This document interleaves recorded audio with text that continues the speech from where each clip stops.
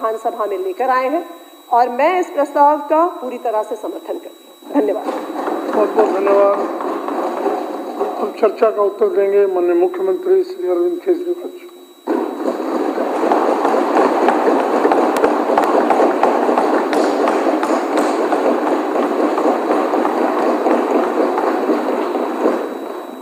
आदरणीय अध्यक्ष महोदय, अभी कुछ दिन पहले बीजेपी का एक बहुत बड़ा नेता मिला मेरे को, उससे काफ़ी लंबी चर्चा हुई मेरी, और उसने जो जो बातें बताई वो इतनी चौंकाने वाली थी कि आप सब सुनोगे तो रोंगटे खड़े हो जाएंगे। उसने मेरे से पूछा कि केजरीवाल जी आपको क्या लगता है, मोदी जी अडानी की इतनी मदद क्यों करते हैं? मैंने कहा दोस्त हैं दोनों इसीलिए करते हैं। कहते बस इसलिए। कहता मोदी जी ने आज तक किसी के लिए कुछ नहीं करा, अपनी वाइफ के लिए कुछ नहीं करा, अपनी माँ के लिए कुछ नहीं करा, उनके भाई गुजरात में रहते हैं उनके लिए, किसी रिश्तेदार के लिए कुछ नहीं करा, राजनीतिक गुरु के लिए कुछ नहीं किया। वो अपने दोस्त के लिए इतना कुछ करेंगे, ऐसा कैसे हो सकता है? दोस्त पे इतने मेहरबान क्यों हैं? ऐसी भी क्या दोस्ती है? आज के ज़माने में कौन कोई भाई के लिए कुछ नहीं करता, दोस्त के लिए कौन करता है? तो मैंने कहा फिर क्या मामला है? कहता आप खुद सोचो, इतना बड़ा क्राइसिस हुआ, हिंडनबर्ग की रिपोर्ट आई, चारों तरफ थू थू हुई, पूरा क्रैश कर गया अडानी ग्रुप। मोदी जी इतने स्वार्थी आदमी हैं कि अगर केवल मामला दोस्ती तक होता तो 2 मिनट में उसको साइड करते और कहते मेरा कोई लेना देना नहीं इससे। अभी भी उसको बचाने में लगे हुए हैं। कभी एसबीआई को कह रहे हैं इसको पैसे दो, आज अखबार में आया पीएफ वालों को भी बोला इसको पैसे दो, सारी एजेंसी अभी भी उसको पूरी तरह से उसको बचाने में लगे हुए हैं। तो मैं भी अचंभे में रह गया कि मामला तो कुछ अलग ही है। क्यों ऐसा भी क्या दोस्त हो गया कि दोस्त डूब रहा है और फिर भी उसको पूरी तरह से, इतना बड़ा पॉलिटिशियन है, पॉलिटिशियन के लिए तो परसेप्शन सबसे इंपॉर्टेंट होती है। कोई आसपास वाला अगर कहीं, वो तो आदमी कह देता है यार मेरे से मिलना बंद कर दियो कल से, वो उसको अभी भी बचाने में लगे हुए हैं। और उसने मेरे को बताया कि, मैंने कहा फिर मामला क्या है? तो कहता है जी अडानी तो केवल फ्रंट है, अडानी में सारा पैसा मोदी का लगा हुआ है। मैंने कहा ये कैसे हो सकता है? ये नहीं हो सकता। कहते हैं अडानी के अंदर सारा पैसा मोदी जी का लगा हुआ है, अडानी केवल फ्रंट है, अडानी तो केवल मोदी जी का पैसा मैनेज करता है, मैनेजर है। उसको 10%, 15%, 20% इतनी कमीशन मिलती है, बाकी सारा का सारा पैसा मोदी जी का लगा हुआ है। अगर कल को जांच हो गई, जेपीसी बैठ गई, ईडी की जांच हो गई, सीबीआई की जांच हो गई, तो अडानी नहीं डूबेगा, मोदी जी डूबेंगे। जिस दिन अडानी डूबा उस दिन मोदी जी डूबेंगे। मैंने कहा यार उनको पैसे की क्या जरूरत है, प्रधानमंत्री जी को, मोदी जी को, उनके ना आगे कोई ना पीछे कोई, उनको क्या पैसे की जरूरत है? तो कहता है सर पैसे की हवस होती है, लत होती है। कहता है इतने दुनिया में इतने बड़े बड़े अमीर आदमी हैं, उनको कोई अब और पैसे की थोड़ी जरूरत है, लगे पड़े हैं सारे, और पैसा और पैसा और पैसा। बोला हवस होती है। बोला जिस दिन अडानी दुनिया का सेकंड रिचेस्ट मैन बना था, अडानी दुनिया का सेकंड रिचेस्ट मैन नहीं बना था, मोदी जी दुनिया के सेकंड रिचेस्ट मैन बने थे। और अब मोदी जी का ख्वाब है, उनका सपना है कि वो दुनिया के रिचेस्ट मैन बनना चाहते हैं। प्रधानमंत्री तो बन गए, वो दुनिया के रिचेस्ट मैन बनना चाहते हैं। फिर उसने मेरे को एक एक करके, मैं बड़ा धीरे धीरे उसकी बातों पे, पहले तो मैं एकदम शॉक हो गया ये कह क्या रहा है कि अडानी के अंदर सारा पैसा मोदी जी का लगा है। फिर वे धीरे धीरे उसने एक एक करके बातें खोल के समझानी चालू की।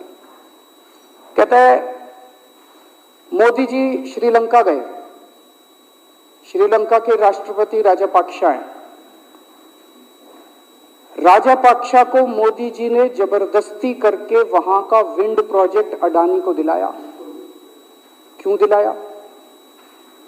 मैं आप लोगों से पूछना चाहता हूं, आप में से कोई विदेश जाएगा तो वहां की किसी एजेंसी को जबरदस्ती करके अपने भाई को, रिश्तेदार को ठेका दिला के आओगे क्या? ऐसे कोई करता है क्या? मोदी जी ने जबरदस्ती राजापाक्सा के ऊपर प्रेशर डाल के वहां का विंड प्रोजेक्ट अडानी को दिलाया।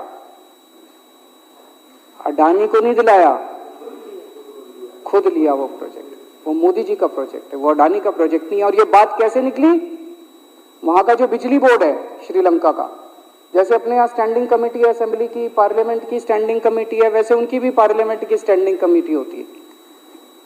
तो वहां पे पार्लियामेंट की, श्रीलंका की पार्लियामेंट की स्टैंडिंग कमेटी ने जब उनके बिजली बोर्ड के चेयरमैन को बुलाया और बोले तूने ये प्रोजेक्ट अडानी को क्यों दिया, तो उसने कहा जी राजापाक्सा साहब ने मेरे को बुलाया था, उन्होंने कहा मोदी जी मेरे पे बहुत प्रेशर डाल रहे हैं कि ये प्रोजेक्ट अडानी को दो। मोदी जी बांग्लादेश गए, बांग्लादेश वालों को बिजली खरीदनी थी, 1500 मेगावाट बिजली 25 साल के लिए। मोदी जी ने वो प्रोजेक्ट भी अडानी जी को दिला दिया। अडानी को नहीं दिलाया, मोदी जी ने वो प्रोजेक्ट खुद लिया। 25 साल तक 1500 मेगावाट बिजली खरीदने का प्रोजेक्ट बांग्लादेश का, वो भी मोदी जी ले आए अपने नाम पे। इजराइल गए, इजराइल के साथ भारत ने कई सारे रक्षा सौदे किए, रक्षा सौदे, वो सारे के सारे रक्षा सौदे अडानी को दे दिए। अडानी को नहीं दिए, मोदी जी ने खुद लिए। अभी 2-3 साल पहले 6 एयरपोर्ट की नीलामी हुई प्राइवेटाइजेशन के लिए, सरकार ने उनकी नीलामी करी, भाई प्राइवेट प्लेयर आके लो। उसमें एक कंडीशन थी कि उसी को दिया जाएंगे ये एयरपोर्ट जिसने पहले एयरपोर्ट का काम कर रखा है।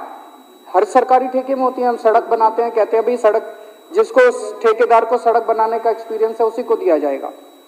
हम बिल्डिंग बनाते हैं, हम कहते हैं भाई ये पानी के वाटर ट्रीटमेंट प्लांट लगाते हैं, हम कहते हैं भाई जिसने WTP वाटर ट्रीटमेंट प्लांट इतने लगा रखे हैं उसी को दिया जाएगा। हम सीवेज ट्रीटमेंट प्लांट बनाते हैं, हम कहते हैं जिसको 20 साल का एक्सपीरियंस है, 15 साल का है, उसी को। इसमें भी ये कंडीशन थी कि जिसने इतने साल तक एयरपोर्ट चलाने का काम कर रखा उसी को दिया जाएगा।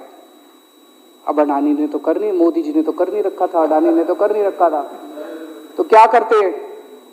आखिरी मोमेंट पे वो कंडीशन हटा दी गई, बोले कोई एक्सपीरियंस की जरूरत नहीं है।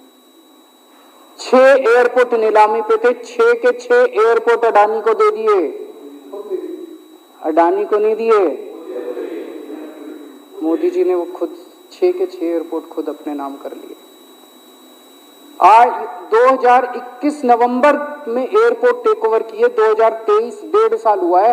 1.5 साल के अंदर आज एयरपोर्ट का 30%, पूरे देश का एयरपोर्ट का जितना धंधा है, बिजनेस है, उसका 30% बिजनेस जो है वो मोदी जी के पास है। 30%, 1.5 साल के अंदर इतना बड़ा भारत देश, इतने एयरपोर्ट, 30% एयरपोर्ट का बिजनेस आज मोदी जी के पास है। एक और बड़ी इंटरेस्टिंग चीज हो रही है, ये ईडी और सीबीआई को इस्तेमाल करके बंदूक यहां रख के लोगों की फैक्ट्रियां छीनी जा रही हैं। मतलब 10 अक्टूबर 2018 को 10 अक्टूबर 2018 को कृष्णापट्टनम पोर्ट के ऊपर इनकम टैक्स की रेड हुई और 6 अप्रैल 2020 को 1.5 साल बाद वो पूरा एयरपोर्ट अडानी ने खरीद लिया। उसके यहां बंदूक रख के उसको कहा या तो दे दे और या जेल। तो वो अडानी ने नहीं खरीदा, वो मोदी जी के पास चला गया कृष्णापट्टनम एयरपोर्ट। 10 दिसंबर 2020 को एसीसी और अंबुजा सीमेंट पे रेड हुई और 2 साल बाद 16 अक्टूबर 2022 को दोनों सीमेंट प्लांट मोदी जी के पास चले गए। 2020 जुलाई को मुंबई एयरपोर्ट का मालिक था जीवीके, उसके ऊपर सीबीआई और ईडी की रेड हुई, एफआईआर हुई और 1 महीने बाद मुंबई एयरपोर्ट जो है वो मोदी जी के पास चला गया, अडानी के पास चला गया। तो ईडी और सीबीआई पे रेड कराते हैं, उसको धमकाते हैं फैक्ट्री वाले को, कंपनी वाले को कि या तो जेल जा और या तेरी फैक्ट्री हमको दे दे। ये इधर तो सुनते थे हरियाणा की तरफ, ये कच्ची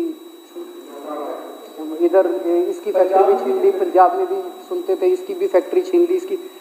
पूरे देश के अंदर ये इतनी गुंडागर्दी मची पड़ी है कि ईडी की रेड करा देते हैं, सीबीआई की रेड करा देते हैं, यहाँ बंदूक रखते हैं और कहते हैं या तो फैक्ट्री दे दे और या जेल जा। ये क्या चल क्या रहा है इस देश के अंदर? इन्होंने अभी थोड़े दिन पहले ऑर्डर निकाला कि सारे जितने पावर प्लांट हैं, जितनी राज्य सरकारें हैं, पंजाब सरकार की, हमारी जो सरकार है, उनके पास भी ऑर्डर आया, सारी सरकारों को जितना उनका कोयले की रिक्वायरमेंट है उसमें से 10% कोयला इंपोर्टेड इस्तेमाल करना पड़ेगा। और इंपोर्ट केवल मोदी जी करते थे, अडानी करता था। तो इसका मतलब आपको 10% अपना कोयला कंपलसरी, जरूरत नहीं है आपको कोयले की, लेकिन 10% कोयला आपको अडानी से खरीदना पड़ेगा। हमारे देश का कोयला 2000 रुपए टन है, इंपोर्टेड कोयला 20,000 रुपए टन है। 10 गुना दाम के ऊपर आपको अडानी से यानी कि मोदी जी से कोयला खरीदना पड़ेगा। इन्होंने सुप्रीम कोर्ट का एक और, जब कोयला घोटाला हुआ था अपने देश के अंदर, तो सुप्रीम कोर्ट ने आदेश दिया था कि अब कोयले की खदानें किसी भी प्राइवेट वाले को नहीं दी जाएंगी, सारी खदानें सरकारें। तो इन्होंने कुछ खदानें राजस्थान सरकार को दे दी, कुछ खदानें छत्तीसगढ़ सरकार को, कुछ खदानें पंजाब सरकार को, सरकारों में बांट दी। बाकी पूरे देश में केवल राज्य सरकारों के पास खदानें हैं। केवल अडानी के केस में उन्होंने एक्सेप्शन करके अडानी को कोयले की खदानें दे दी और उसमें भी ऑर्डर कर दिया कि 4000 कैलोरी से कम वाला कोयला जो है उसको रिजेक्टेड माल माना जाएगा, जबकि वो सबसे अच्छा कोयला माना जाता है और वो रिजेक्टेड माल इसको फ्री में मिलता है।